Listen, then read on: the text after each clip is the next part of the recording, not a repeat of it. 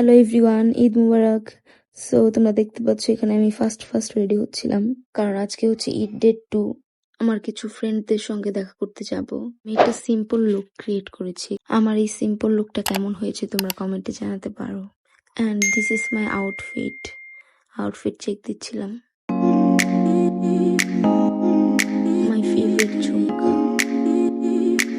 দেন আমরা চলে গিয়েছিলাম একটা রেস্টুরেন্টে। প্লেসটা খুব ন্যারো ছিল।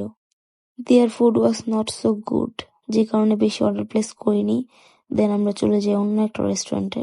এটা ছিল একটা set menu. Look at the colour. এখানে আবার একটু ফিট চেক দিচ্ছিলাম।